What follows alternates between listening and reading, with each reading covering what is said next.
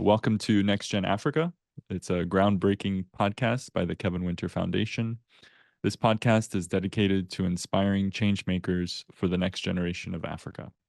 I'm your host, Fortune Winter, the founder and president of Kevin Winter Foundation, which is a U.S. nonprofit with the mission to support the education and training of youth in Africa. Our first guest, Ubio Obu, is the CEO of Remostart. He is a blockchain and AI researcher with an academic background in artificial intelligence. Ubio has 4 years of experience in researching across different fields, from AI to Internet of Things, agriculture, environment, blockchain, human resources, human behaviors, and other fields. He currently has 7 research paper publications in reputable journals like the American Institute of Physics and the IEEE. He has 2 patents under application and a copyright on a book titled Research Writing for Beginners. Ubio is a Microsoft Insider recipient, KECTIL, Leadership Fellow, and a Singularity Net Ambassador. Welcome, Ubio. Thanks for joining us today. Thank you so much, Fortune. Thank you for having me here. You have quite a bio, quite a background here. Yeah, and inside this bio is a lot of experiences and failures and mistakes that sometimes the bios don't tell. Well, that's what we're here to have you share with our audience, have you share with the youth of Africa a little bit about those experiences, a little bit about your struggles, things that they can relate to, especially the youth in Nigeria, where you're from, born and raised, I believe, right? And Thank you so much.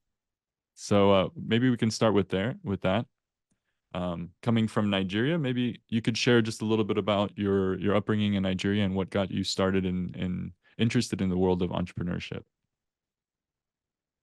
Okay, so I think being a Nigerian, you are naturally disposed to entrepreneurship because yesterday I was just mincing and just trying to go through my mind, and I realized that one thing that we do have as Nigerians that is both positive and negative is the fact that we naturally don't know how to like we are very, very entrepreneurial. I'm looking for the right word that we use. We call it the hustling spirit over here in Nigeria. So I don't know if everyone resonates with that statement, but we call it the hustling spirit here. What it means is there are only 2 things: either you survive or you go. And as a Nigerian, this natural orientation that you have towards life is either you make it or you don't. And so unfortunately, this is also a very bad part of our existence, because it also for the people that don't have the moral side, it means that your proclivity to crime also increase. But when you do have your proclivity, like when you don't have that whole background, you have your good moral background, it also means that your proclivity to do everything to succeed is very high. So as a Nigerian, I wouldn't say I wouldn't say I have the average Nigerians or I have the poor background to reach this kind of story. I don't love to, but I didn't also have the rich story. So I'm just like the average Nigerian. I grew up with both experiences. I understand what it means to have wealth. I understand what it means not to have it. There are certain experiences that the average Nigerian doesn't grow up to have, which I was fortunate enough to have those. And in retrospect, I look at it and be like, oh, I was actually fortunate. So if you want to think about me, you don't classify me as someone that came up from a rich background. You don't also say in the Nigerian standard that I was also someone that came from a poor background. I just had an average background, just like everyone. So if you take me out, the experience I have is just the above average experience, family experience of the average Nigerian. And I feel like that above average Nigerian experience is what tells to my entrepreneurship, to my stories, and to who I am today. Oh, that's wonderful. Actually, it's important to note that Africa is a population of is it 1.6, almost 1.5 billion people, and Nigeria takes up of a fourth of that population. And they say 1 in 4 Africans are from Nigeria. That's how populated Nigeria is. Being from Nigeria myself, being born in Cote d'Ivoire, but lived 10 years in Lagos, Nigeria. So I completely understand the mindset that you're speaking of, and these circumstances, the external circumstances. And so it's important to highlight that, I think, because we have a country with, and we're talking about the continent of Africa, but we're focusing on Nigeria right now because that is a huge population of youth there. 60% of the youth is under the age of 30, I believe, from Yeah. our 2019 statistics. And so how can we help the youth in Nigeria to have the same attitude, the same mindset, the go-getter spirit of wanting to accomplish something of themselves and to give back to their society and to give back to their country, to their state, to their city, and to their Yeah. people? Yeah, so I think that's a very wonderful contribution you put there, because I think putting that perspective to the statistical perspective you brought in to this discussion makes the average person to understand why this discussion is important, because the average young person is competing with about 200 or million persons or more.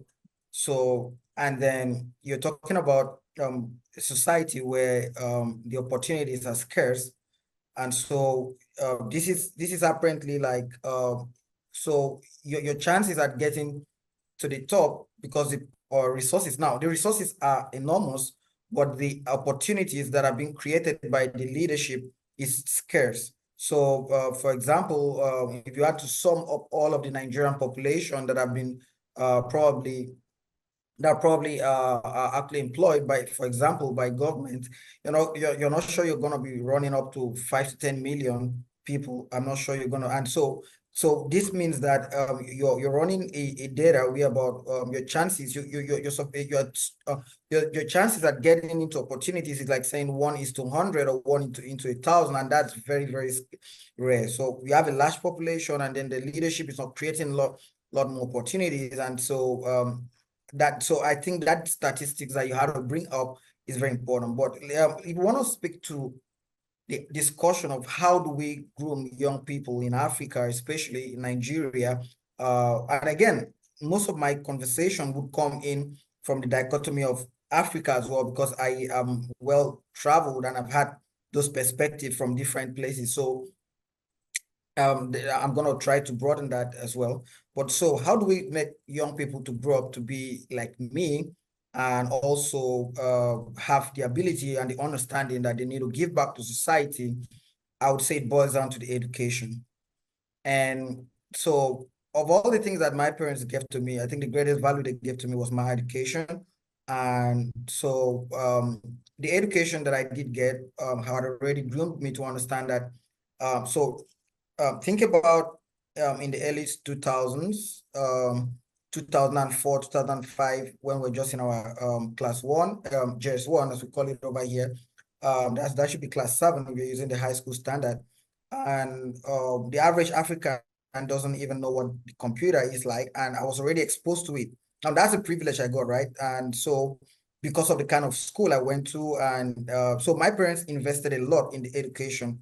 And so I can remember some during those days like I said, this is not like a very wealthy family. This is not like very educated professors or masters, none of that, you're right? This is just an above average family, but trying to make sure that the child comes out with a different mindset from what society actually correls. So when I talk about education, I'm not just talking about school, because we have to differentiate between school and education. On an average, right now in Africa and mostly in Nigeria, most people are in school or have at least had an experience of school, but education transcends like that experience of school. Education is what happened when my dad came for visiting days and he brought a textbook for me, or he bought a novel for me and gave it to me. With those novels, what happened was, while I didn't have the experience and the understanding of what was happening in the first world places, I could with my imagination travel to those places and have a different cultural perspective and understand. So I never grew up trying to live like a Nigerian. Right from from that age, at age 10, 11, 12, I already understood that what we're living here, this is not the kind of life that this is. So something happened there, right? So when I'm talking about education, this is what I'm talking about. When I'm talking about education, I'm talking about my dad.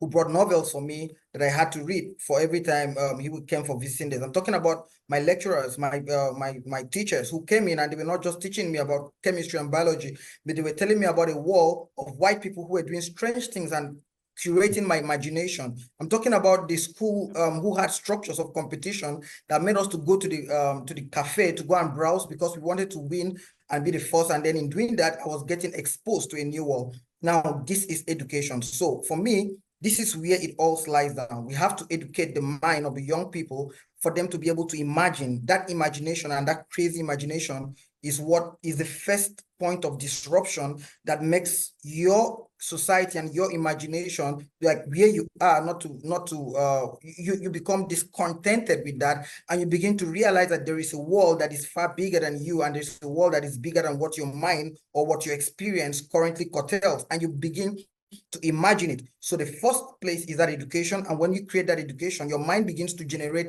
new experiences that your body is yet to experience it until you are able to get into that experience. If you ask me this question anytime, any day, we need to educate the mind of young people. And when I think about education, I'm not just talking about school. I'm talking about exposing them to things that makes them not to be satisfied with the cultures and the norms of their society.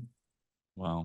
That's very, I love hearing you talk about that because you are going through it, you've experienced it. And even though you stated in the beginning that perhaps you're not so successful in the sense of being a millionaire or anything like that, but you have the successful attitude. You have the attitude necessary to bring the success, and you have the vision. And I think that's what you're talking about as well, is having the young people of Africa to adopt a vision that there is something bigger and better than their circumstances right now, and having faith that they can overcome the circumstances. I think Yeah. um, that is a very important point to capture the vision, and then to have the faith that they can get there, have the faith that can keep them motivated and keep them going Yeah. there.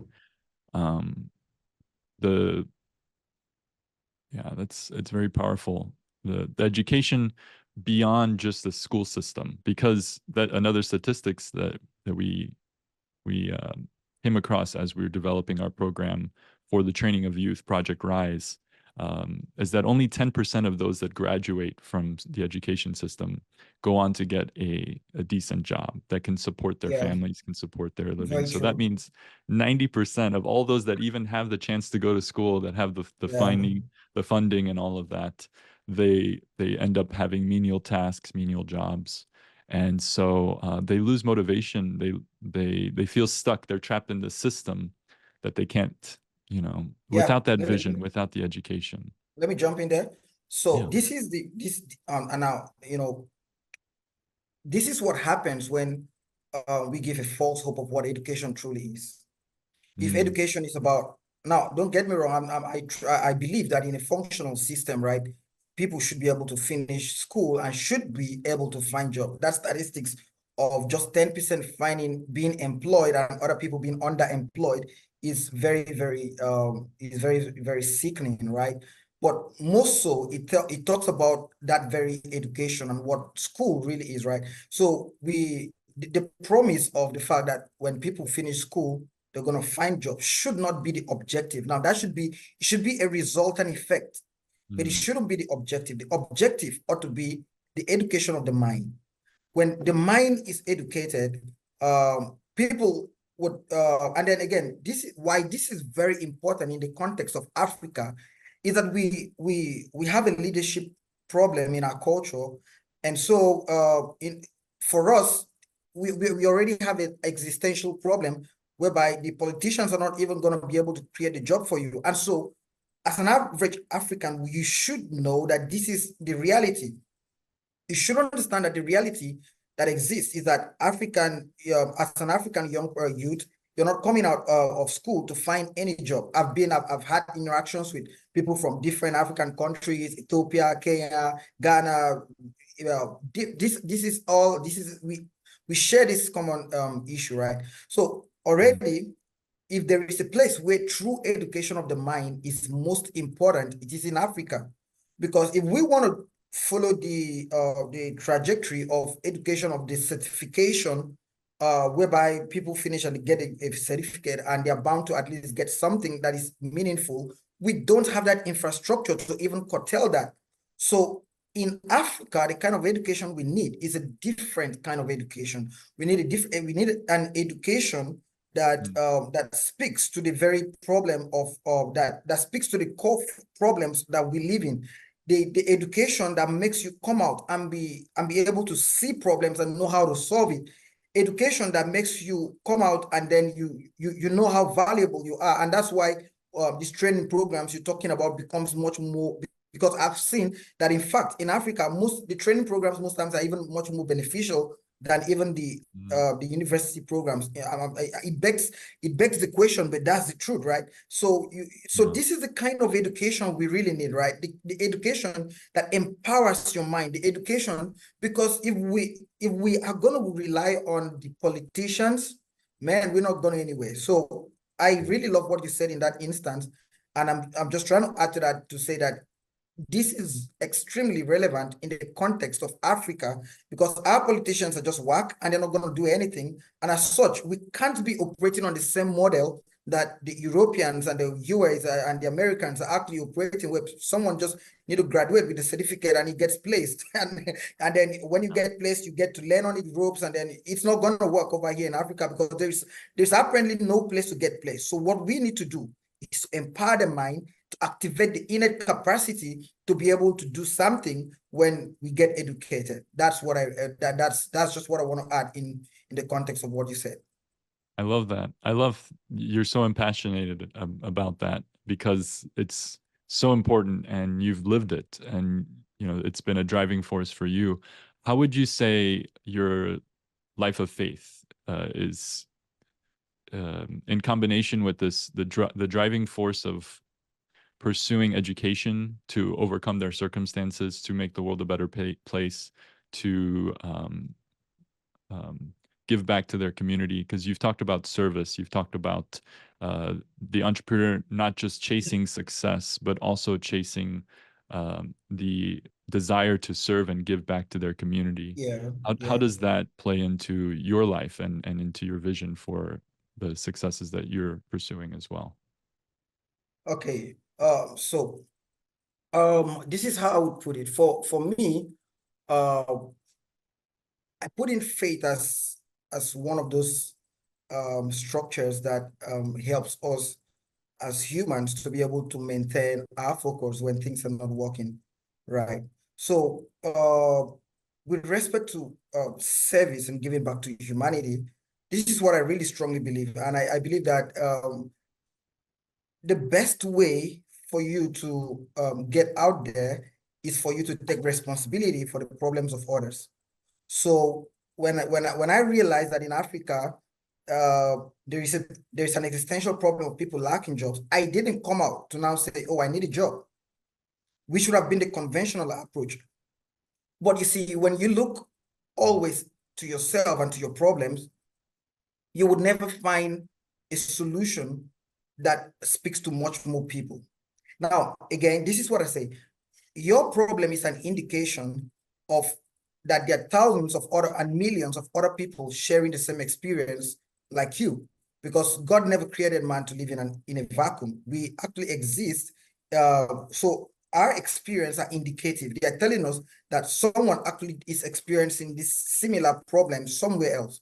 So as an entrepreneur and someone who is doing much of a give back to society, what I realized was that when you put the torchlight on your problems too much, you end up not being able to solve your problem, and the world doesn't change. So what I did to myself was instead of pointing the torch at myself and to my problem, and so when I started Remostart, for example, I never had everything there. I never had all the money, and I was still in that phase of saying, okay, so what will I do to be able to contribute to society? What will I do to be able to make money and all of that? I was still in that. So when I started Remostart, right, I was still in that headspace of I need a job, family is calling, I need to take responsibilities and all of that. And I was still in that headspace, right?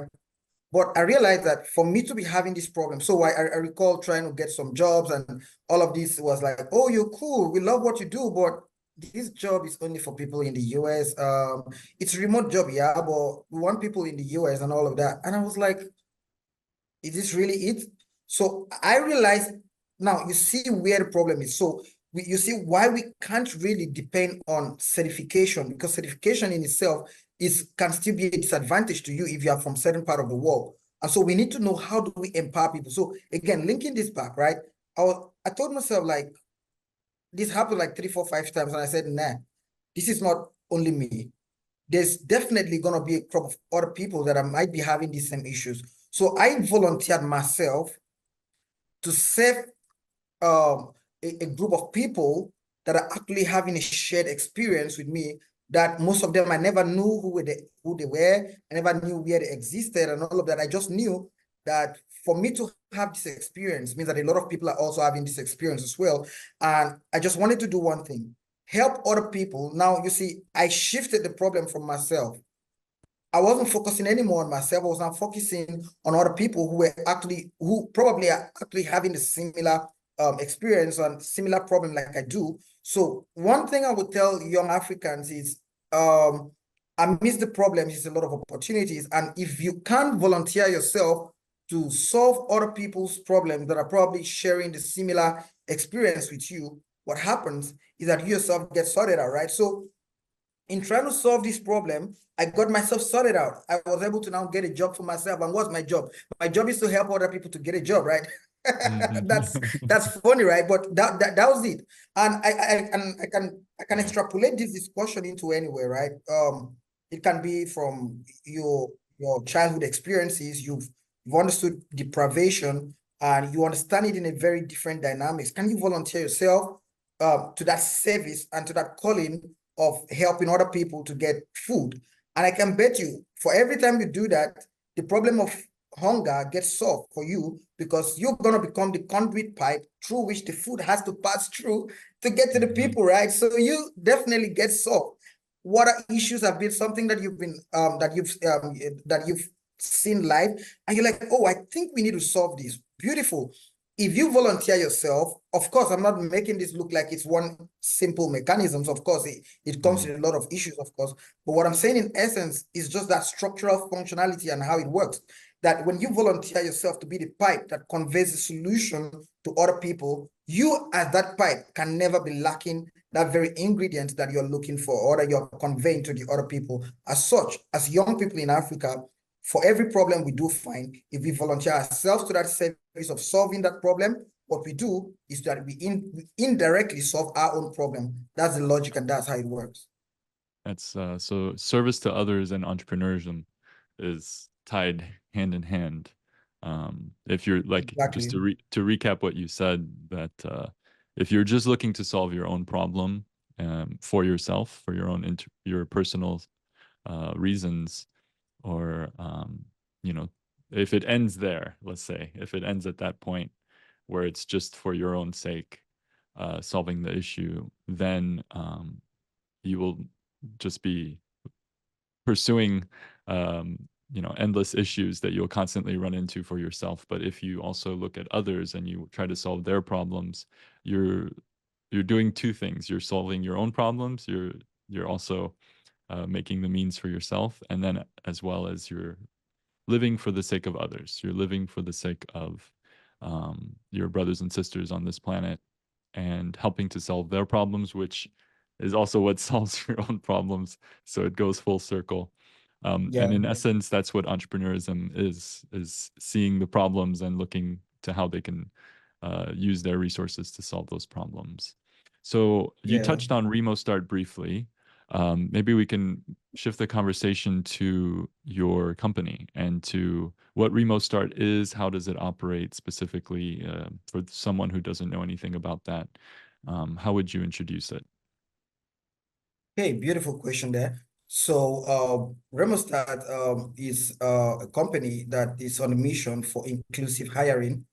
And by inclusive hiring, we're talking about hiring by giving the opportunities for people on the fringes of society. And so we are coming up with a thesis. So I say, in essence, that Remostart is a thesis, because what we're trying to do with that thesis, we are trying to say that when companies hire inclusively, when there is that inclusion in hiring, companies tend to succeed much better than when that doesn't exist. So we're trying to tell companies. So I always have this narrative that if you want to build global products, then you need to have global representation. So one of my ideology to why products don't sell in Africa is the lack of representation in the very structure of the marketing or of the design and the production of those very products. So for me, I want to scale as such. In my team, I have a global team. I have people working for me in Nigeria, in Asia, in South America, and right now we're trying to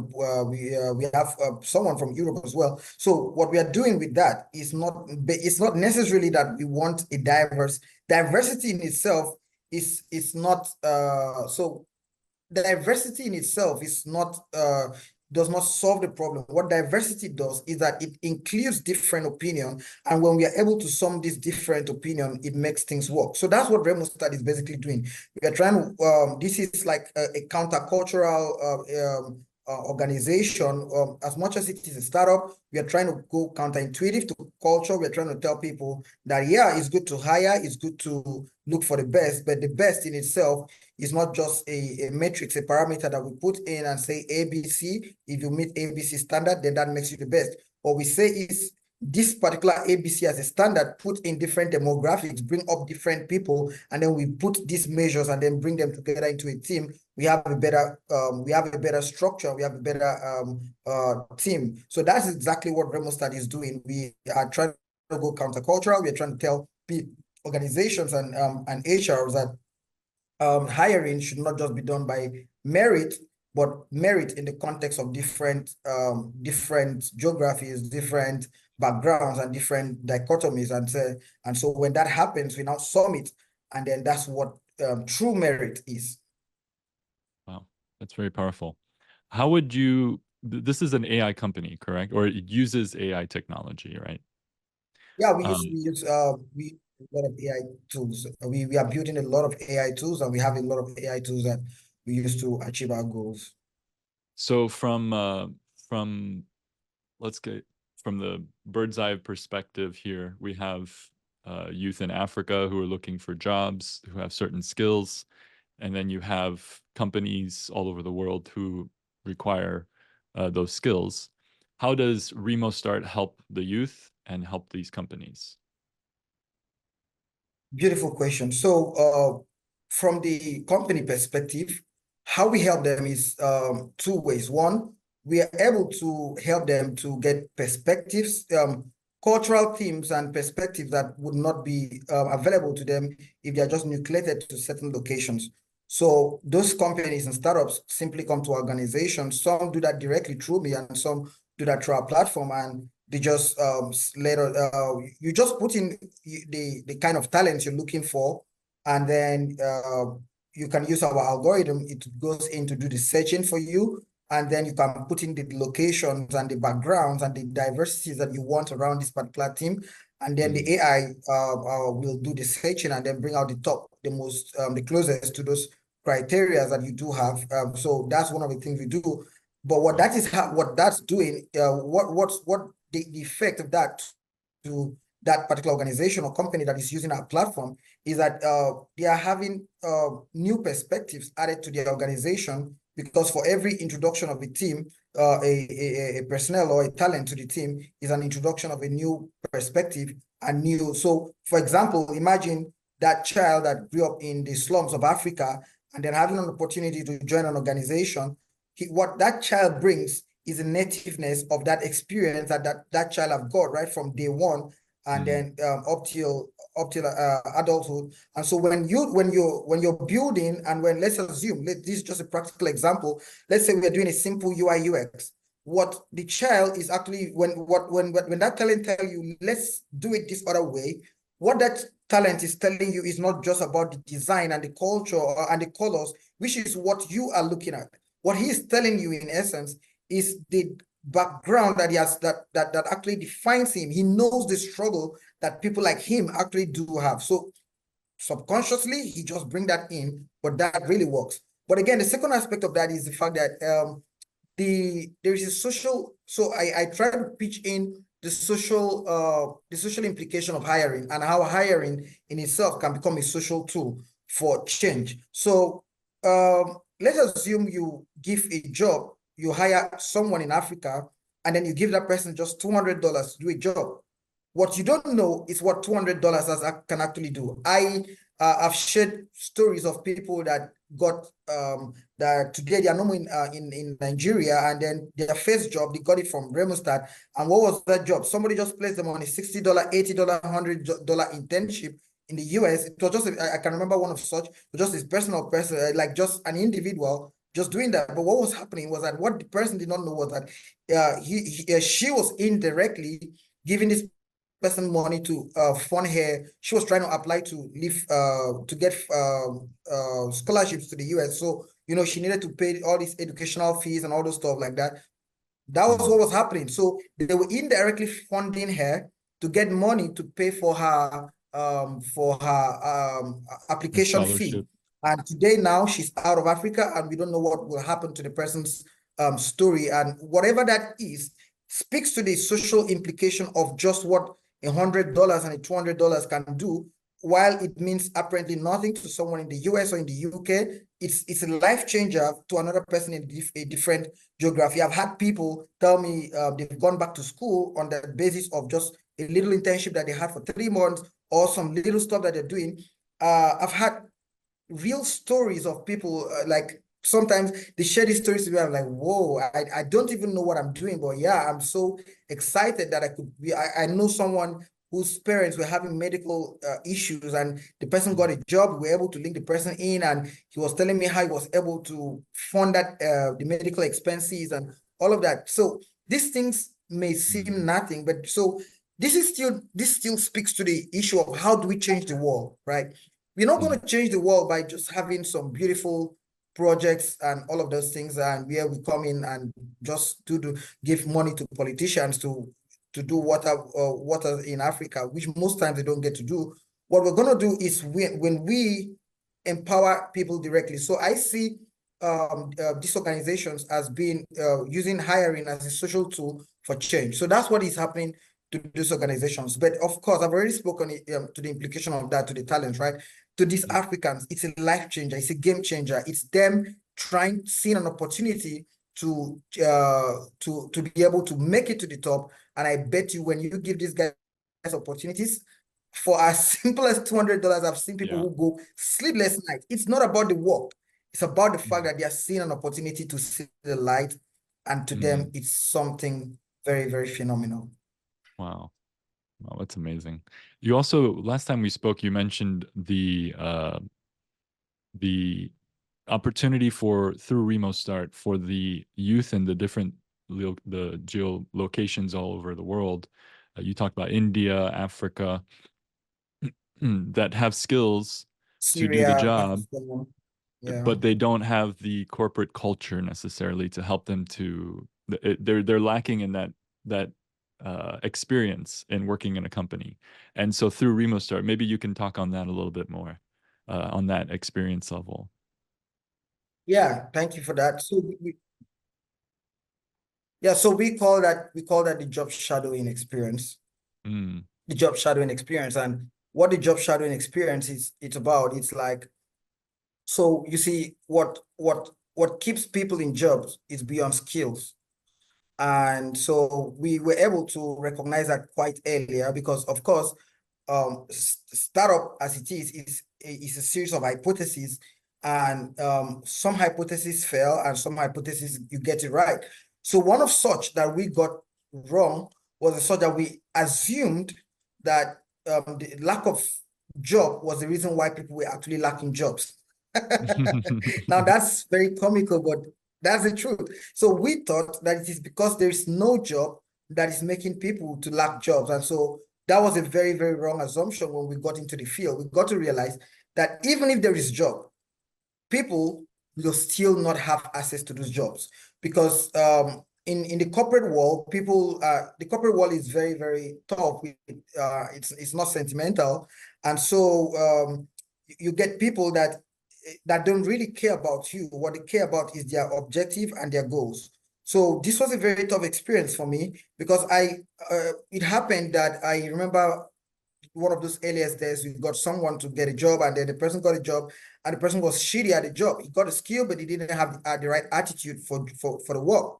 And it got worse because this was a remote job, and people did not even understand what remote job is, and they feel like because it's a remote job, it means you can just do anything at any time. They didn't understand that work culture is work culture. It's a demand, and it's irrespective of whether it's remote or not. So when I was able to realize that hypothesis I had was wrong, I knew I needed to do something about it. And then that's why we now came up with that whole program of the job shadowing program. And the essence of the job shadowing program was this. So we went and we told organizations, beautiful, part of your social responsibility, can you decide to take in people from these parts of the world? They're skilled. Most of them are very skilled, but they don't have experience. And again, two things. One is that in the CV, nobody knows how skilled you are. They judge that by your experience. So this was very essential. But two was the fact that even when they now come in, they lack the attitude. And the workplace, I was having a conversation with someone last week. I said, in the workplace, skills may give you the job, but attitude is what keeps you in the job, and is what promotes you. So for every time you promote someone, just like we had a discussion earlier about Pascal, you were not just talking about the skill, you were able to talk about every other metrics. And so it is the fact that he shows up earlier. So for every time we want to promote people, let's check it. Oh, that guy is very hardworking. That guy is he comes very early. He contributes a lot. He's always taking the job extra. These are the things that we really judge these persons on, and not even about whether the person can do the job or not, because we live in 21st century these days. Every job can be done. Anything you don't know how to do is a Google away. So what's going to keep people? So when I realized how this particular conversation was quite necessary, I had to develop a project, and I called it the Job Shadowing Project. And then what we did was go to organizations, ask them to just give us 2 or 3 space in the organizations, and some were liberal enough to even give us up to 5 or 10 because they really believed in that. And all what we did was, okay, so you come in, go in and have the experience of that particular role that you're looking for, learn on the job, ask the questions, do they get the right attitude? And some of them got retained after that. And to tell you the attitude of these Africans and these people in these marginalized communities, these jobs, some of them were not paid. Some were paid, some were unpaid. But even the unpaid, people were still ready to put in their consistency and to get it, because these guys were really hungry. And so that, for me, thank you for bringing that up. That was just that was one of those startup hypotheses that didn't go as I thought, and then I had to immediately switch up and try to do something about it.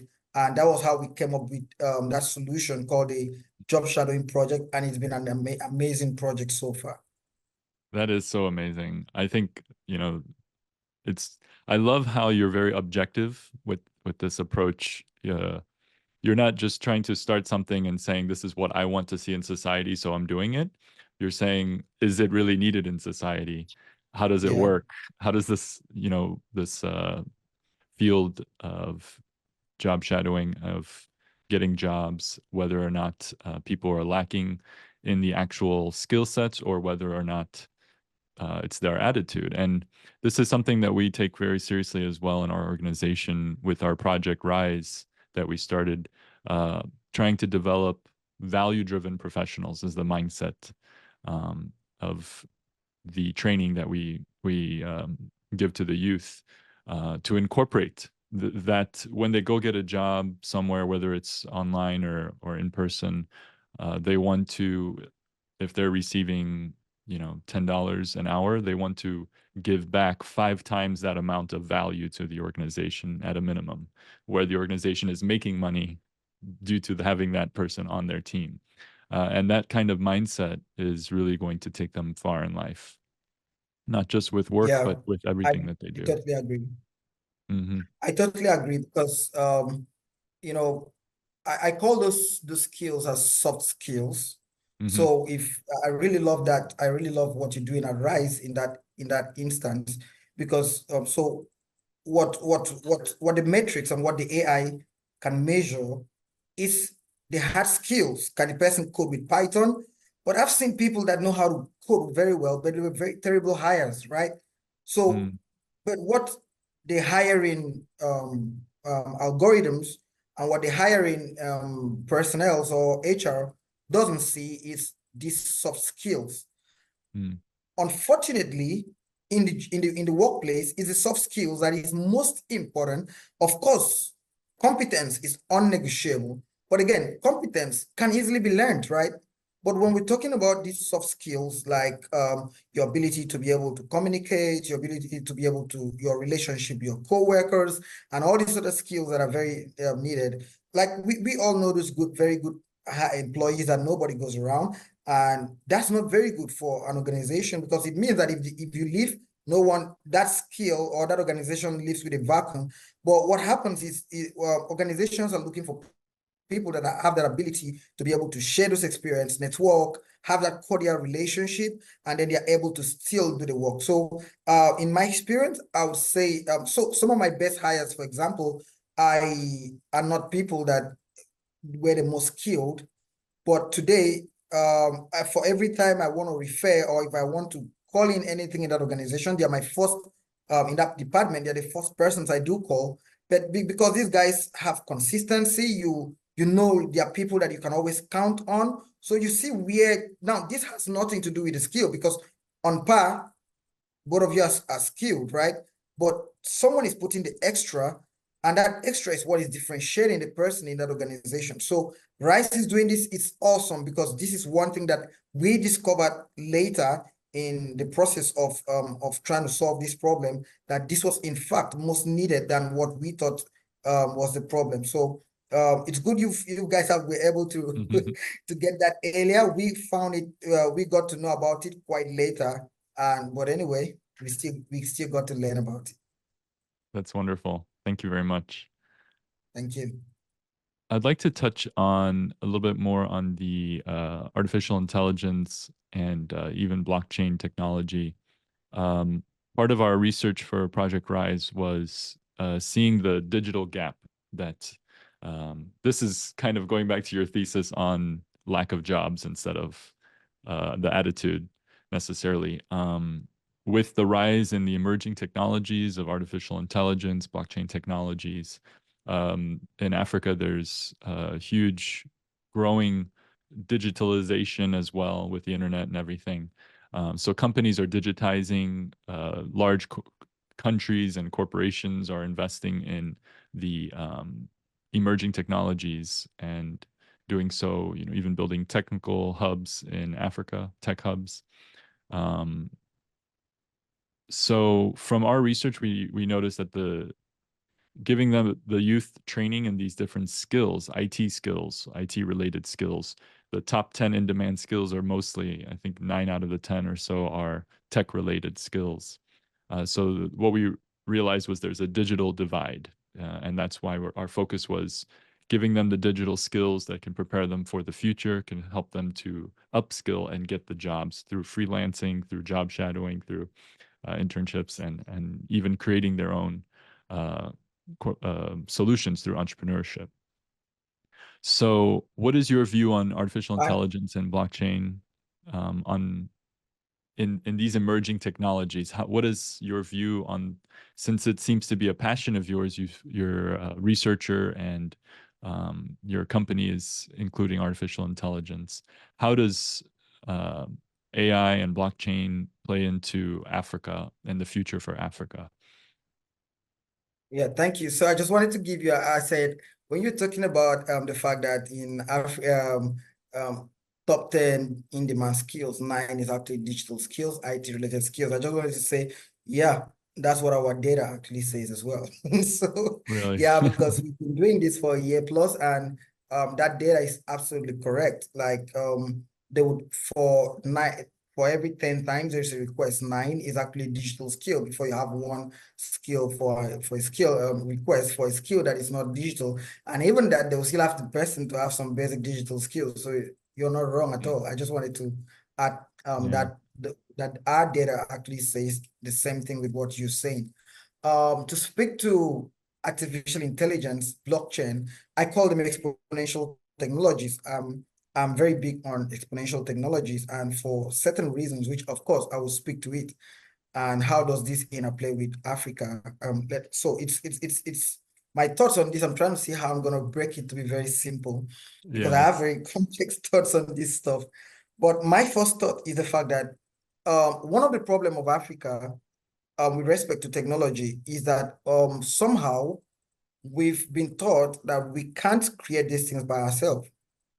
And so it's still normal in Africa that you see governments boasting about how they were maybe let's use Nigeria, for example. About 2 months ago, we had there was an uproar in a nation, and then what happened was the government was trying to go and buy some very costly, expensive cars from outside, and it was ranging in millions and billions of dollars for a country that was already complaining of the forex issues. It was crazy, right? But again, this speaks to that mindset. Now you'll see how I'm going to still link back that education. So there's an already the STEM education in Africa is very, very bad, right? So we have if you go to our scientific labs, they are just labs where we actually go, well, like nothing is happening in those labs, right? I can bet you that whatever if you are, I don't know what you studied, but even as an art student, the little chemistry that you were exposed to before you probably moved into your arts in high school must have been more sophisticated than what a chemistry student graduating from the university in Nigeria or in Africa has actually probably been exposed to. That may seem surprising, but that is the truth. So this part of the world, we don't pay a lot of attention to science, technology, engineering, and mathematics. And most times when you study this stuff, even your parents are like, are you okay? Like, what's wrong with you? Because we don't understand that these are the basis for where everything really resonates with. So this is where that problem really starts. Before we start talking about artificial intelligence and all this exponential technology, the problem starts in Africa fundamentally, that the basic science is already it's been played with, it's been toyed with. We don't even really understand the basics and the concept of what science is. And so because that is the case, we don't have innovation, and people are not taught to innovate, and people are not. Then the second problem is that in Africa, we are not taught to question. So because science is all about questioning. So you see the scientific approach I take to even my startup, because everything is a question, right? You're supposed to question societal norms. You're supposed to question why A is A, and why did they tell me that it can only breathe air and take out oxygen and breathe out carbon dioxide, right? We need to question. So what we needed to do from that basic point was to teach ourselves that science is not about regurgitation of fact, which is what the model is in Africa. That if you tell someone you're an engineer, what it means is that you've been able to regurgitate some facts for about 4 years, and then at any point in time, you can always regurgitate those facts back.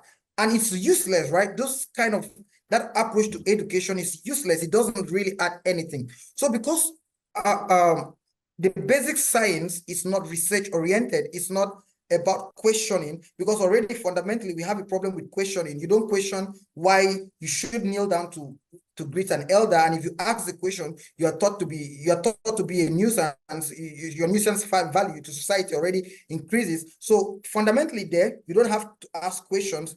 And then because of that, when you go into science, you don't even go into science with an inquisitive mindset, questioning realities, questioning truth, and questioning fact. Even fact itself needs to be questioned, because what is true today was not true 20 years ago, and what is true today will not be true 20 years from now. And so we need to start with this basic understanding that science and technology is research. It's all about questioning. And so you see, because we've lacked this basic concept, when we now talk about artificial intelligence and blockchain, people are not questioning. People already have accepted that this exponential technologies are already too far from them.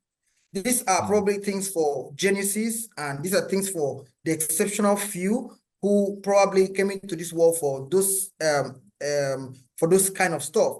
Which personally, I don't believe that, because when I tell people about my educational journey, it's very funny. I tell people I started my educational journey as the worst in class.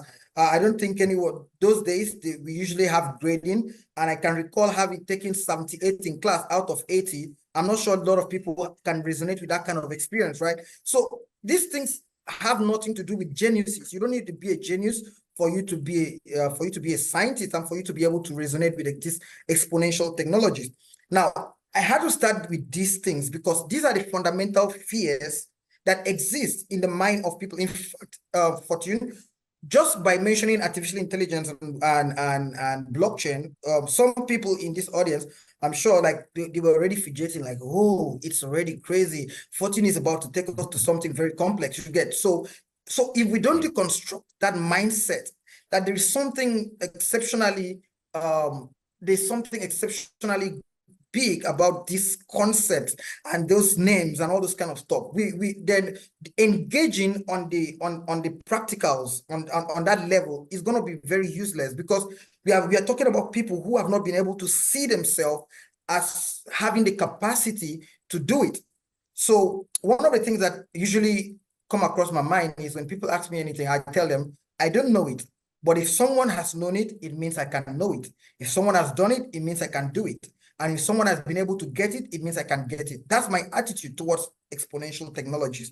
And so until we Africans begin to understand exponential technologies as not just being something that is full of complex equations and mathematical stuff that their head, we call it, like, it's not an astroscience, it's not something that is mystical, that we ourselves also have the brain that the white man does have, and we have the capacity that the white man does have to also think these things and accept these things and also understand these things.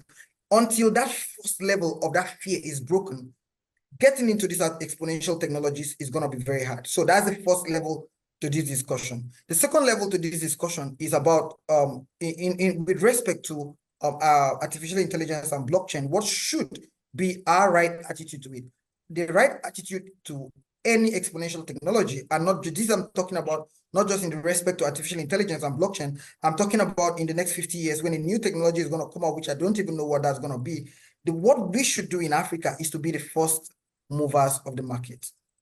What we need to do is to be the first people to adapt those technologies and the first people to be able to accept, to embrace those things. This is the only way where we can bring true change, that or where technology is not going to be used against us. I had a conversation with you last time. I remember telling you that for me, we are building what we call it the interview assistant and the smart interview tool. What does is we are trying to create an AI agent that will be taking interviews on behalf of organizations. And I told you something I can recall, that why this is important is because if we don't do it, it's still going to get done. That's the truth about it. It's still going to get done. Someone's going to build this stuff.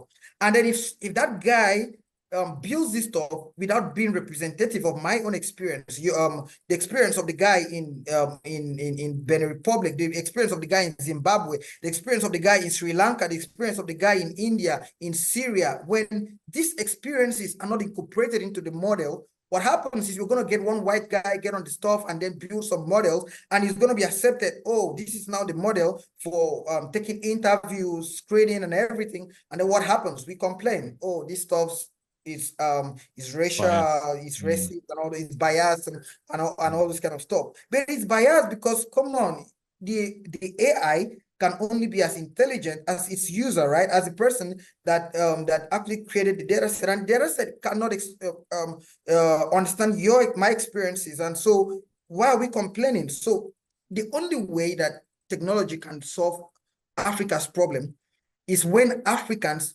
become the first embracers of technology. For every time a technology comes up, and again, why this is also important, the second point is that technology is the greatest leveler.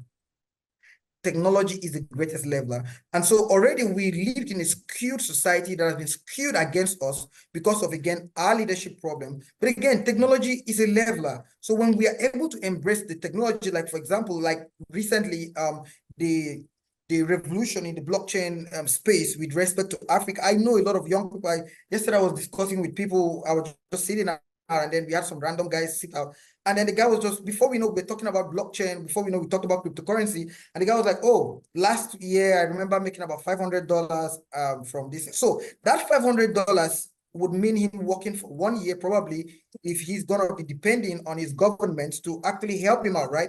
But he was able to get that because he embraced that technology. And so young people need to be the first movers of technology. When we hear that a new technology is in town as Africans, we need to be the first to do it. And I think this is what brought about the revolution in India, right? So India has been a great industrial nation, had all of that potential, but they were able to achieve their greatest potential when everyone was able to embrace the ICT revolution.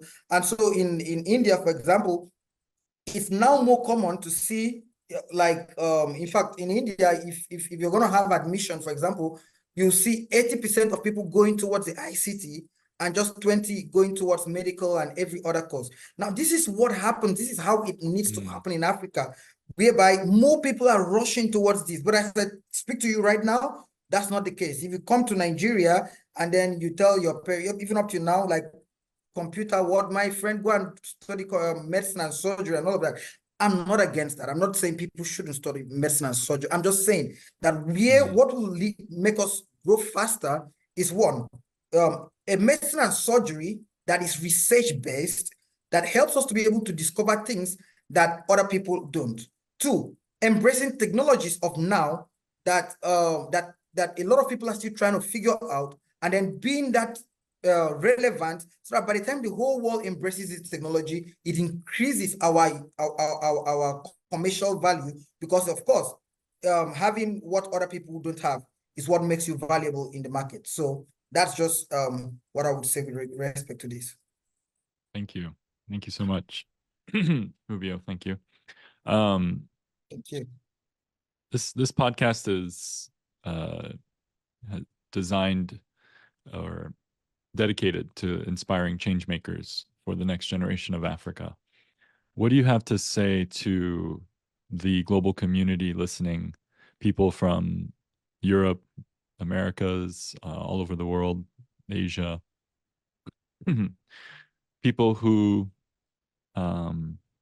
might be on the verge of wanting to contribute somehow to helping the situation in Africa with the youth unemployment, with the all the different areas that we've spoken about today? What would you like to say to them about how they can contribute in becoming a change maker? Yeah. This would be my thought. If you really think about Africa, don't see Africa in the lenses of our government. A lot is happening in Africa that has nothing to do with what our government is doing. Your understanding of Africa should not be on just the grand disposition of what the GDPs of each of these countries tells you. Because if you look at Africa from that macro level, you miss a lot, because a lot is happening on the microscopic level. At the microscopic level is me, young people like me, who are trying to change the world under. And so look at Africa from this perspective. Young people who are trying to change the world, that are trying to change the narrative of their world and are working endlessly to change that world. That is where you should be looking at. Do you really want to contribute to the change story in Africa? Forget the government. Invest in these little projects that people, that young boy that is trying to create water, is trying to bring water solution. He just started a startup, and that startup is only aimed at helping young people to get access to clean water. Invest in those kind of projects. Are you looking for things to do? Forget about our government. Our government don't care. The problem is not resources. They have all the resources. Those guys are just people who don't want to change the world, right? But people truly do care. People like Fortune, for example, that are training young people to not just have the skill, but to get the skill and have the attitude. These are the kind of guys you should be focusing on. And so when you put in aids and billions into the government, can I tell you what happens? You've just bought a new car for a new politician, and he's gonna become the latest politician with the latest car. That's what you're actually doing, and they're gonna write some reports and send it back to you in Geneva or wherever you are, and that ends the story. But there are people whose passion and whose feelings like have been hurt by these realities that we find ourselves in. Mm. And so when we solve this problem, we're solving it not just because it's a problem, but because we see the realities every day. So this is my advice to young people, to people in all over the world who want to contribute to the change story in Africa. Don't look further. Look at people like Remostart. Look at projects under there and try to see how you can support these projects. And you see, in most of these startups, we've tried to make it we've broken up the complexities of change. And so we are not just change makers that are making change itself to become complex. We've broken it down, and then we've made change to become something as simple as just you giving someone $200 to work in your company, as just you funding a training program of a young boy who lives in a remote area, of you giving internet access to someone. Because like I said, we started this conversation with Fortune when I talked about how the early access to internet made me to start seeing the world differently. And as such, I couldn't be boxed by my society, even when society had every reason to box me up, right?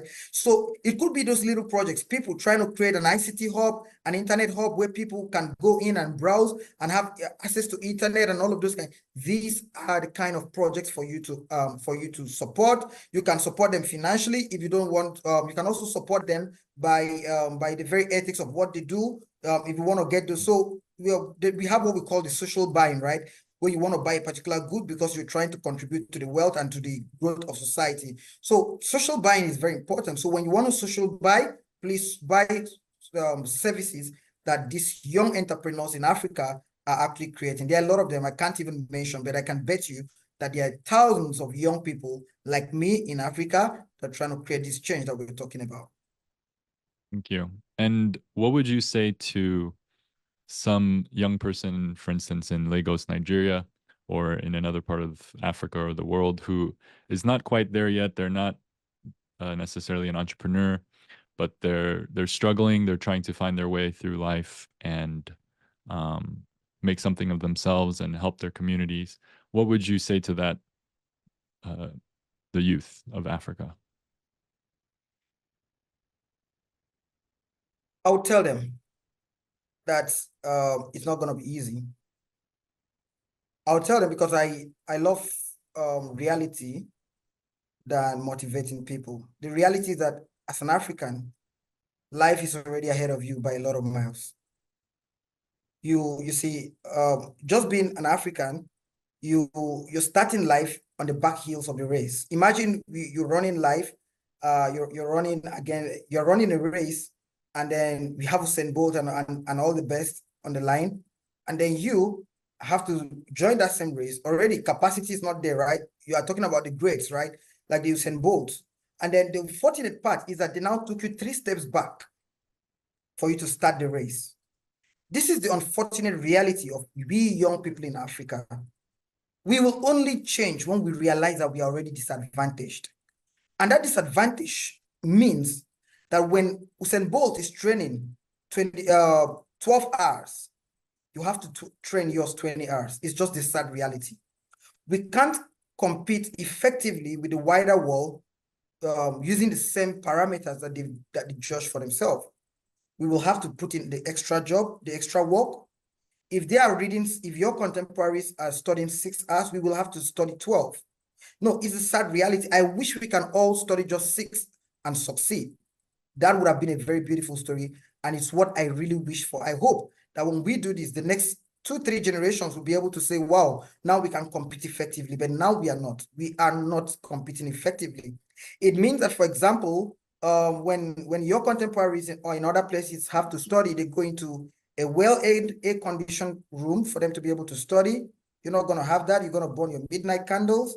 You're going to put it up there and you're going to be facing mosquitoes. Like, this is the realities of it. You're not comfortable, but you've got to do it. The last thing I'm going to say is that crime is never an option, because with this reality of the fact that you are 3 steps behind life, it means the easiest route most people take is to now try to shoot down the other people that are ahead of them. But that's a sad one. That's for people who can't, who have lazy minds. But I told someone last week, someone called me and she was trying to get how to succeed in life, and a lot of stuff was just happening. And I told her something.